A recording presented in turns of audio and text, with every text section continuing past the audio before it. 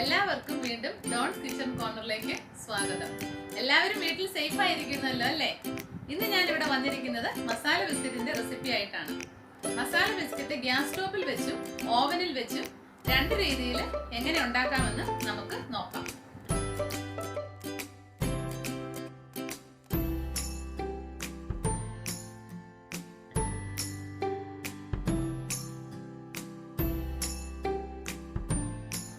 നിങ്ങൾ ഈ ചാനൽ ആദ്യമായിട്ടാണ് കാണുന്നതെങ്കിൽ താഴെ കാണുന്ന സബ്സ്ക്രൈബ് ബട്ടൺ പ്രസ് ചെയ്യാൻ മറക്കരുത്. അതിന് തൊട്ടടുത്തുള്ള ബെൽ ബട്ടണും കൂടെ പ്രസ് ചെയ്യുകയാണെങ്കിൽ ഇനി ഞാൻ ഇടുന്ന വീഡിയോസിന്റെ നോട്ടിഫിക്കേഷൻ നിങ്ങൾക്ക് ലഭിക്കുന്നതായിരിക്കും. മസാല ബിസ്ക്കറ്റിന് വേണ്ട ചേരുവകൾ നമുക്ക് എന്തൊക്കെയാണെന്ന് നോക്കാം. ഇവിടെ ഞാൻ മൈദ 2 കപ്പാണ് എടുത്തിരിക്കുന്നത്.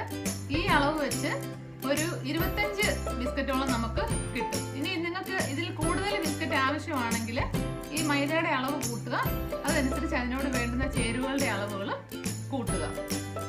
ആദ്യമായിട്ട് ഡ്രൈ ഇൻഗ്രീഡിയൻസ് ഏതൊക്കെയാണെന്ന് നോക്കാം. 2 കപ്പ് മൈദ, 1/4 teaspoon baking soda, 1/4 teaspoon baking powder, 1/4 teaspoon ഏലക്ക പൊടിച്ചത്, 1/2 ടീസ്പൂൺ കറുവാപ്പട്ട പൊടിച്ചത്, 1 ടീസ്പൂൺ പെരിഞ്ജീരകം പൊടിച്ചത്, ഓരോ ടേബിൾ സ്പൂൺ വീതം വെളുത്ത എള്ളും കറുത്ത എള്ള്, ഉപ്പ് ആവശ്യത്തിന്, മുട്ട 2 എണ്ണം, പഞ്ചസാര 3 ടേബിൾ സ്പൂണ്, ബട്ടർ 100 ഗ്രാം. ഇതിന് വേണ്ട മസാലയുടെ ചേരുവകൾ നമുക്ക് നോക്കാം. 8 ചുമന്നുള്ളി, ഒരു വെളുത്തുള്ളി 7 അല്ലി, ഇഞ്ചി മീഡിയം സൈസ്, കറിവേപ്പില ആവശ്യത്തിന്, ചുമന്ന മുളക് 8 എണ്ണം, തേങ്ങ ചിരകിയത് 3 ടേബിൾ സ്പൂൺ.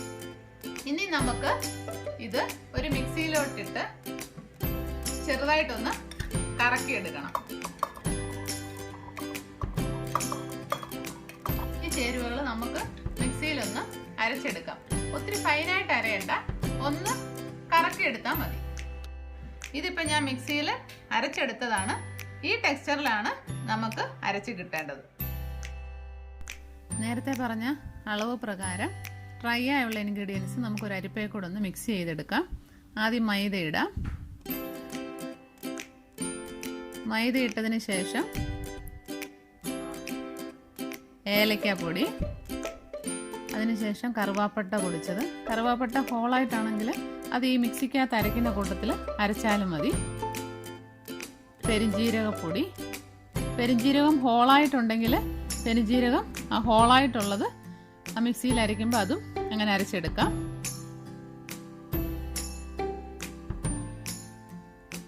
ബേക്കിംഗ് സോഡ,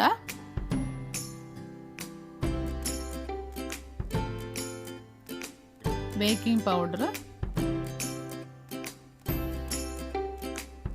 ആവശ്യത്തിനുള്ള ഉപ്പ്.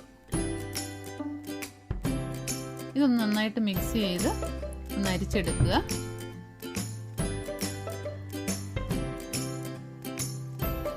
അത് അരിച്ചതിന് ശേഷം അതിലേക്ക് എള്ള്, കറുത്ത എള്ളും വെളുത്ത എള്ളും അളവ് പ്രകാരം ചേർക്കുക. നന്നായിട്ട് വീണ്ടും മിക്സ് ചെയ്തെടുക്കുക. ആദ്യം നമുക്ക് ബട്ടർ ഒരു പാത്രത്തിലേക്ക് എടുത്ത് മാറ്റാം.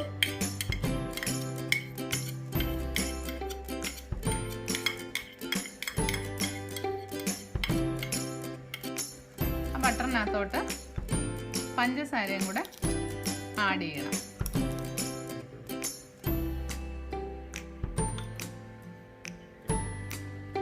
പഞ്ചസാരയും ബട്ടറും കൂടെ നമുക്കൊന്ന് മിക്സ് ചെയ്തെടുക്കാം.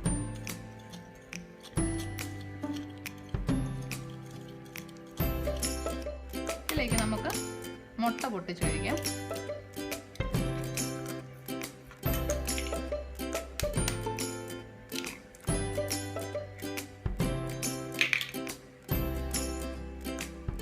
അത് നമുക്ക് നന്നായിട്ട് മിക്സ് ചെയ്തെടുക്കാം.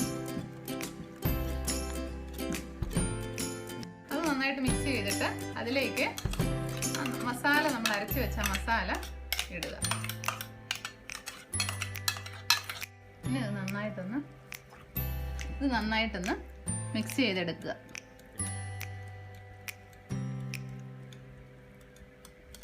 ഇനി അതിലേക്ക് കുറേശ്ശെയായിട്ട് മൈദ നമുക്ക് ആഡ് ചെയ്തിട്ട് മിക്സ് ചെയ്യാം.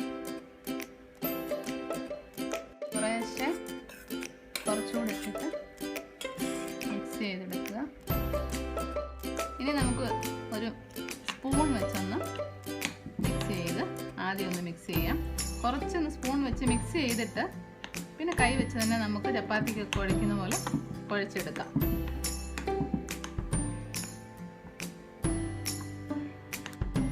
നമുക്കിനി ഇതുപോലെ ഒരു ചപ്പാത്തിക്ക് മാവ് കുഴയ്ക്കുന്ന പോലെ ഒരു ഇച്ചിരി മയത്തിലൊന്ന് കുഴച്ചെടുത്ത് റെഡിയാക്കാം. ഇപ്പം നല്ല മാവ് നല്ല സോഫ്റ്റായി ഈ രീതിയിൽ കുഴച്ച് എടുക്കുക. നമ്മളൊന്ന് റെഡിയാക്കി വെച്ച ആ മാവ് ചെറിയ ഉരുളകളാക്കിയിട്ട് എടുത്ത്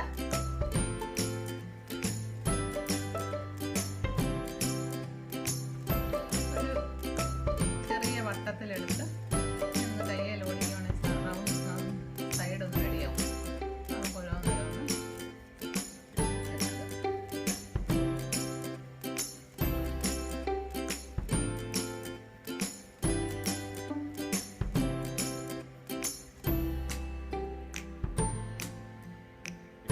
ഓരോന്നോരോന്ന്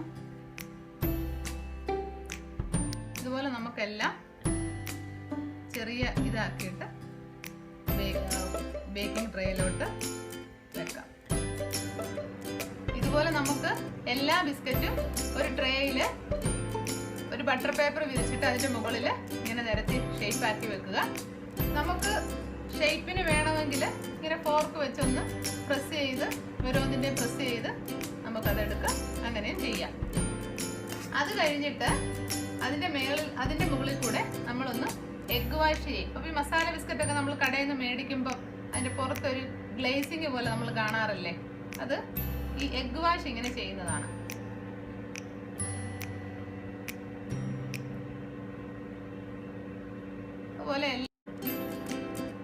അതുപോലെ നമുക്ക് എല്ലാത്തിൻ്റെ മുകളിൽ കൂടെ ഇങ്ങനെ ഒന്ന് എഗ്ഗ് ഒന്ന് ബ്രഷ് ചെയ്ത് കൊടുക്കാം. നിങ്ങൾക്ക് ബ്രഷ് ഉണ്ടെങ്കിൽ ബ്രഷ് ഇട്ട് ചെയ്യുക, ഇല്ലാന്നുണ്ടെങ്കിൽ ഒരു സ്പൂൺ വെച്ച് ഇങ്ങനെ ഒന്ന് തടവിയാലും മതി. ഇത് നമുക്ക് 3 വിധത്തിൽ ഉണ്ടാക്കിയെടുക്കാം. ഇലക്ട്രിക് ഓവൻ ഉള്ളവർക്ക് അതിലുണ്ടാക്കിയെടുക്കാം. അല്ല ഗ്യാസ് ഓവൻ കുക്കിംഗ് റേഞ്ചിൻ്റെ അടിയിലുള്ള ഓവനിലാണെങ്കിൽ നമുക്ക് അതിൽ, അല്ലാതെ സ്റ്റൗവിൽ വെച്ചും ഉണ്ടാക്കിയെടുക്കാം. സ്റ്റൗവിൽ വെച്ച് ഉണ്ടാക്കിയെടുക്കാനും കൂടെ ഞാനിവിടെ ഇത് റെഡിയാക്കി എടുത്തിട്ടുണ്ട്. ഒരു പ്ലേറ്റിൽ ഇതുപോലെ ബട്ടർ പേപ്പറിൽ ബിസ്ക്കറ്റ് റെഡിയാക്കി വെക്കുക. ഈ സ്റ്റൗവിൽ ഉണ്ടാക്കുമ്പോഴും സ്റ്റൗവിൽ ഒരു ചുവട് കട്ടിയുള്ള പാത്രത്തിൽ ആദ്യം ഉപ്പിടുക. അത് നന്നായിട്ട് മറ്റേത് പ്രീ ഹീറ്റ് ചെയ്യുന്നത് പോലെ തന്നെ ഇത് നന്നായിട്ട് ആദ്യം ഒന്ന് ചൂടാക്കി ഇടുക. ഗ്യാസ് ഓവനിൽ എങ്ങനെയാണ് ചെയ്യുന്നതെന്ന് ഞാൻ പറഞ്ഞു തരാം. കുക്കിംഗ് റേഞ്ചിന്റെ അടിയിലുള്ള ഓവന് ഞാൻ മറ്റേത് പ്രീ ഹീറ്റ് ചെയ്തിടുന്നത് പോലെ തന്നെ ഇതൊരു 15 മിനിറ്റ്സ് മുമ്പ് തീ കത്തിച്ചിട്ടിട്ടുണ്ട്. അതിലേക്ക് നമ്മൾ റെഡിയാക്കി വെച്ചേക്കുന്ന ട്രേ ബിസ്ക്കറ്റോട് കൂടെ ഉള്ളിലേക്ക് വെക്കുക. എന്നിട്ട് ഇതിന്റെ കവറൊന്ന് അടച്ചു വെക്കുക.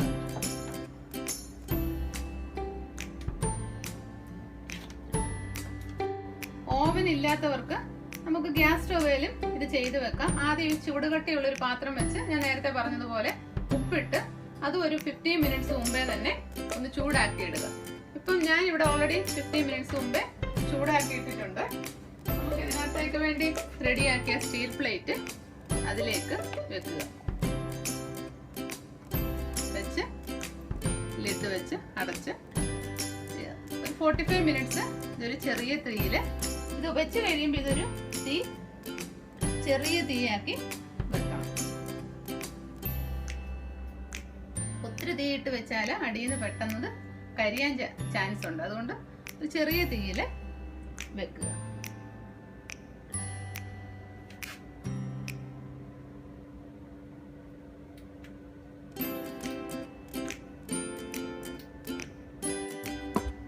ഇത് 20 മിനിറ്റ് കഴിഞ്ഞിട്ടുണ്ട് നമ്മൾ വെച്ചിട്ട്. ഞാൻ സ്റ്റോപ്പ് വാച്ച് വെച്ചിരുന്നു. 20 മിനിറ്റ് കഴിഞ്ഞു. ഇനി അത് നമുക്കൊന്ന് നോക്കാം അത് റെഡി ആയിട്ടുണ്ടോ എന്ന്. നമ്മൾ എഗ് വാഷ് ഒക്കെ ചെയ്തതിൻ്റെ ആ ഗ്ലേസിങ് മേളിലുണ്ട്. മസാല ബിസ്ക്കറ്റ് റെഡി ആയിട്ട് നമുക്ക് ഒരെണ്ണം ഒന്ന് എടുത്ത് നോക്കാം. ചൂടാണ്, സൂക്ഷിച്ചെടുക്കണം. റെഡിയായിട്ടുണ്ട്, നന്നായിട്ട് റെഡി ആയിട്ടുണ്ട്. നമുക്കിത് ഓവനിൽ നിന്ന് തിരിച്ച് പുറത്തെടുക്കാം.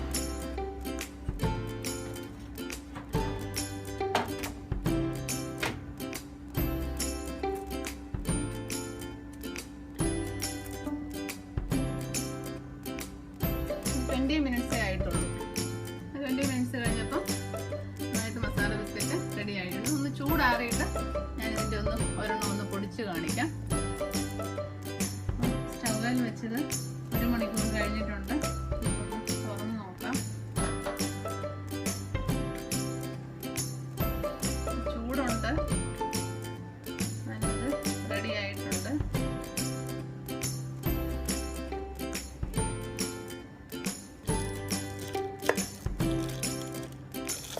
ചൂടാറിയിട്ട് ഇതെടുത്ത് കാണിക്കാം.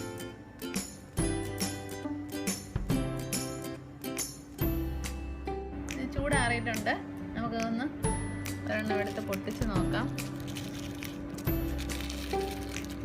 അടുപ്പ് വെച്ചേക്കുന്നതുകൊണ്ടാണ്. നമ്മൾ താഴെ ഗ്യാസ് ഓവനിൽ വെച്ചേക്കുന്ന പോലെ തന്നെ നല്ല ടെക്സ്ചറിൽ ബിസ്ക്കറ്റ് കിട്ടിയിട്ടുണ്ട്. നമുക്ക് ഇത് കുക്കിംഗ് റേഞ്ച് അല്ല ഓവൻ ഇല്ലാത്തവർക്ക് നമുക്കിങ്ങനെ ഗ്യാസ് സ്റ്റവിലും ഇതുണ്ടാക്കാം.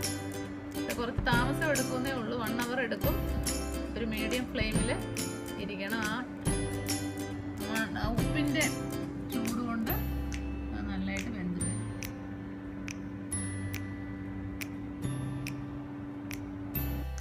നിങ്ങൾക്ക് ഈ റെസിപ്പി ഇഷ്ടമായെങ്കിൽ ട്രൈ ചെയ്ത് നോക്കാൻ മറക്കരുത്. ഈ വീഡിയോയെക്കുറിച്ച് എന്തെങ്കിലും നിർദ്ദേശങ്ങളും അഭിപ്രായങ്ങളും ഉണ്ടെങ്കിൽ താഴെ കാണുന്ന കമൻറ്റ് ബോക്സിൽ ഇടാനും മറക്കരുത്.